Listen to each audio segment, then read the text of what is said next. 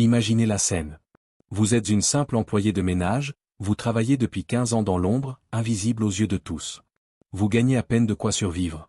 Votre grand-père est malade, vous devez des mois de loyer, et vous ne savez même pas si vous pourrez manger demain. Et soudain, un millionnaire arrogant vous propose 1000 euros, une somme qui changerait votre vie, juste pour vous humilier devant des dizaines de personnes. Que feriez-vous? Gardez cette question en tête pendant toute l'histoire. Excusez-moi, pourriez-vous venir un instant? Oui, monsieur. J'arrive tout de suite. Bonjour. Comment puis-je vous aider? Je vous donne 1000 euros si vous me parlez en japonais. C'est ainsi que tout commença, dans l'un des restaurants les plus prestigieux de Paris. Un millionnaire arrogant, François Moreau, décida de transformer une réunion d'affaires cruciale en un spectacle cruel et humiliant. Face à lui, des investisseurs japonais qui représentaient un contrat de 25 millions d'euros, sa dernière chance de sauver son empire qui s'effondrait. Mais l'interprète n'était pas arrivé, et François, paniqué, cherchait désespérément à reprendre le contrôle de la situation. C'est là qu'il eut cette idée méprisable. Il appela Sophie, une femme de ménage de 34 ans qui nettoyait discrètement les débris d'un verre cassé dans un coin de la salle. Il voulait se moquer d'elle devant les investisseurs japonais. Pour détendre l'atmosphère, il agita 1000 euros sous son nez, comme si sa dignité, son honneur, toute sa vie avaient un prix dérisoire. Il pensait que tout le monde rirait de ses efforts maladroits pour parler une langue incompréhensible. Il s'attendait à la voir bégayer, rougir, peut-être même pleurer.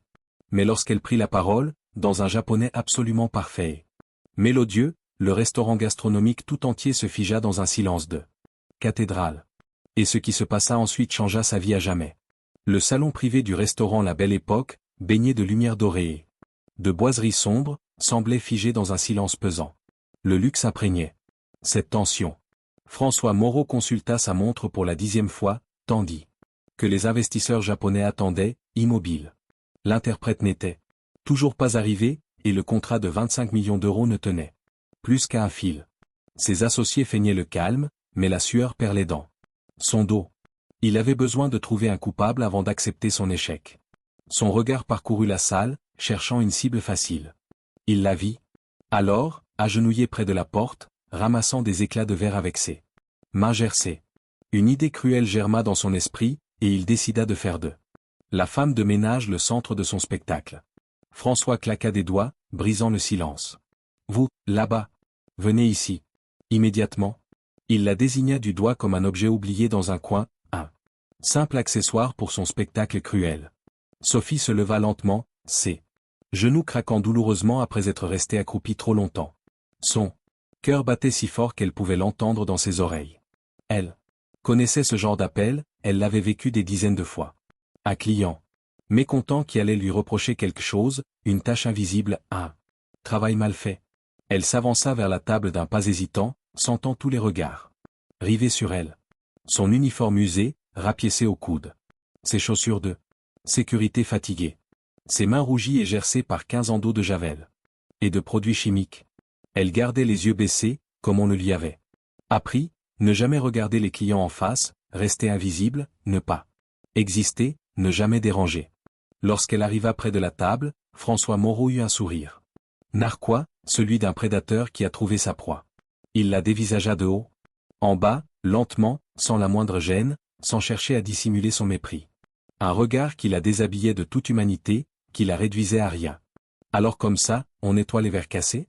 C'est vous qui êtes responsable de cette maladresse? Non, monsieur, je... Ah. Elle parle. Et elle a même une voix. Dites-moi, ma petite dame, vous sentez toujours le chlore comme ça, ou c'est un parfum spécial pour les grandes occasions? Vous devriez essayer Chanel numéro 5, ça change de l'eau de javel. Des rires nerveux fusèrent autour de la table. Ces trois associés rirent. Comme on rit d'une blague de patron, sans conviction mais avec soumission. Des rires courts, creux, dociles. Pierre Dubois, son directeur financier, baissa les yeux dans son assiette, visiblement mal à l'aise mais n'osant rien dire. Antoine Mercier et Julien Fontaine échangèrent un regard embarrassé mais restèrent silencieux. On ne contredit pas le patron, surtout quand il est de mauvaise humeur. Et ses mains? Regardez-moi ses mains. On dirait du papier de verre. Vous devez détruire les draps de vos pauvres clients quand vous faites les chambres d'hôtel, non? Ils doivent se réveiller avec des échardes. Nouveau rire, plus fort cette fois, plus cruelle. Quelques clients de la salle principale se retournèrent, intrigués par le bruit. Certains échangèrent des regards désapprobateurs, choqués par ce spectacle dégradant. D'autres esquissèrent un sourire, attirés malgré eux par le ton du spectacle qui se jouait derrière les portes vitrées. C'était comme un accident de voiture, on sait qu'on ne devrait pas regarder, mais on ne peut pas s'en empêcher. Les Japonais restèrent parfaitement immobiles, leurs visages impassibles, cachant mal le malaise qu'ils ressentaient. La tension de cette réunion d'affaires se transformait sous leurs yeux en humiliation publique gratuite, en spectacle dégradant qui violait tous les principes de respect qu'ils chérissaient dans leur culture. François Moreau, aveuglé par son arrogance et son désir maladif de reprendre le contrôle, ne remarqua rien de tout cela. Il se sentait enfin redevenir le maître de la situation, le roi de son petit royaume. Il plongea la main dans la poche intérieure de sa veste Armani et sortit une épaisse liasse de billets neufs. Des billets de 100 € fraîchement retirés de la banque le matin même pour impressionner ses partenaires japonais. Il commença à les compter ostensiblement sur la table, un à un, avec une lenteur théâtrale calculée pour maximiser l'effet. Le froissement caractéristique du papier neuf couvrait maintenant toutes les conversations. Même les serveurs s'étaient arrêtés, figés dans leurs mouvements, observant la scène avec un mélange de fascination et d'horreur. François sépara 10 billets de 100 € de la liasse et les agita sans la moindre vergogne devant le visage de Sophie, si près que le déplacement d'air souleva une mèche de ses cheveux châtains. « Je vous donne 1000 € si vous me parlez en japonais. 1000 €? Cash, tout de suite, dans votre poche. Allez-y, faites-nous une petite démonstration. Dites-leur konnichiwa ou sayonara ou n'importe quoi dans leur langue. Je suis sûr qu'on va tous bien rigoler. Allez. Courage, 1000 € pour 30 secondes de votre temps. C'est une affaire en or, non ? » Sophie retint son souffle. Elle fixait ses billets comme hypnotisée, incapable de détacher ses yeux de cette somme qui représentait pour elle une fortune inimaginable. 1000 €. 1000 €, c'était 1 mois et demi de son salaire de misère. 1000 €, c'étaient les médicaments dont son grand-père Pierre avait désespérément besoin depuis des semaines, ces médicaments hors de prix que la sécurité sociale ne remboursait pas. 1000 €, c'était le loyer en retard de 3 mois qui menaçait de les jeter à la rue dans 15 jours. L'avis d'expulsion rouge était déjà arrivé. 1000 €, c'était la possibilité de manger autre chose que des pâtes et du riz pendant un mois entier, peut-être même de s'acheter un poulet rôti le dimanche. Dans sa tête défilèrent en quelques secondes des images douloureuses. La tour rauque de son grand-père qui brisait le silence de la nuit dans leur petit appartement de Montreuil. Cette toux grasse, persistante, qui empirait de semaine en semaine et l'empêchait de dormir. Les factures rouges empilées sur la table de la cuisine. Le compteur électrique qu'elle surveillait constamment. Les pièces de monnaie qu'elle comptait et recomptait chaque soir pour savoir si elle pouvait se permettre d'acheter du pain frais ou si elle devait se contenter des restes de la veille. Elle voulut tendre la main. Ses doigts se crispèrent, tremblèrent. Il suffisait d'accepter, de dire quelques mots idiots en japonais, de faire rire ces hommes arrogants, d'encaisser une humiliation de plus. Après tout, elle en avait encaissé tellement d'autres au fil des années. Qu'est-ce qu'une de plus ? Son orgueil contre la survie de son grand-père, c'était un calcul simple. Rationnel, logique, non ?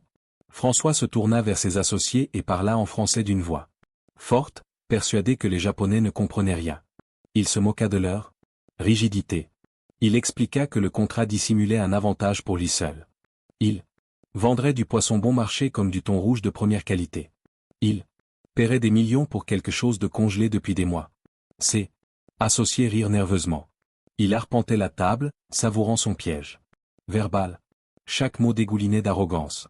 Sophie écoutait en silence, comprenant chaque phrase, et cet aveu commençait à sceller le destin du millionnaire. Sophie ferma les yeux un instant, prenant une profonde inspiration. Lorsqu'elle les rouvrit, elle ne ressemblait plus à l'employée apeurée. Elle se redressa, effaçant des années de soumission. Elle posa ses mains devant elle, dans une posture sereine. François continua de parler, inconscient du changement. Elle tourna le buste, l'ignorant complètement. Son regard croisa celui des investisseurs. Elle fit un pas ferme vers eux, laissant derrière elle le bruit des moqueries. Puis elle s'inclina lentement et parfaitement, et toute la salle sentit un changement s'opérer. Et là, attendez de voir ce qui va se passer. Si vous appréciez cette histoire jusqu'à présent, laissez un petit pouce bleu, ça fait vraiment plaisir. Et ça aide énormément la chaîne. Sophie se releva avec un calme impossible à feindre et prononça un japonais honorifique, clair et mélodieux. Sa voix emplit la pièce d'une élégance inattendue. Elle présenta des excuses sincères pour l'impolitesse dont ils avaient été témoins. Elle prit sur elle la gêne de son employeur. Chaque mot était empreint de respect et de dignité. François laissa échapper un rire. Nerveux, ne comprenant pas ce qui se passait. Ses associés cessèrent de sourire. Les yeux des investisseurs japonais s'écarquillèrent de surprise et le restaurant se tut dans un silence respectueux. L'un des investisseurs lui parla en japonais avec un respect absolu. Il lui demanda de recommander le menu du soir. Sophie acquiesça et sortit un carnet de sa poche. Elle commença à suggérer des plats avec précision. Elle mentionna des morceaux de viande d'exception et un vin particulier de la cave privée. François resta immobile, incapable de comprendre comment il avait perdu le contrôle. Ses associés cessèrent de rire et évitèrent son regard. Les autres invités observaient en silence. Les Japonais écoutaient attentivement, comme si elle était la véritable hôtesse. Et la table cessa d'appartenir au millionnaire. Sophie posa fermement la main sur le contrat, regarda les investisseurs et passa aux Japonais. Elle leur demanda d'examiner la clause 7 du document. Elle expliqua qu'elle autorisait la substitution du thon rouge par du thon bon marché. Elle traduisit en français pour que François ne puisse pas feindre l'ignorance. Elle précisa que le poisson proposé pouvait être congelé pendant des mois. Le silence devint pesant, chaque mot résonnant comme une sentence. Les Japonais lurent le texte, les sourcils froncés. Les associés de François commencèrent à saisir l'ampleur de la supercherie. La vérité s'étalait sur la table comme un couteau acéré. Monsieur Takahashi se leva d'un calme qui imposait le respect. Il prit le contrat et l'examina en silence. Ses doigts fermes déchirèrent le papier d'un claquement sec. Les morceaux tombèrent sur la table comme les vestiges d'une fortune perdue. Les associés de François baissèrent la tête. Il hurla de fureur et fit un pas violent vers Sophie, prêt à frapper. Mais une main ferme lui saisit le poignet. Monsieur Takahashi l'arrêta d'une force inattendue et d'un regard implacable. La chute publique du millionnaire fut scellée sous les yeux de tous. Les investisseurs japonais quittèrent le salon, mais avant de partir, Monsieur Takahashi s'approcha de Sophie et lui offrit sa carte de visite. Il lui parla d'un poste dans son entreprise, fondé sur la confiance et l'intégrité. Il mentionna un salaire élevé et une assurance maladie pour sa famille. Sophie prit la carte et sentit le poids des années s'alléger. François, désespéré, lui tendit les 1 000 € en dernier recours. D'une voix brisée, il tenta de la faire taire. Elle fixa l'argent, se souvenant de l'humiliation, secoua la tête et affirma que sa dignité était inestimable.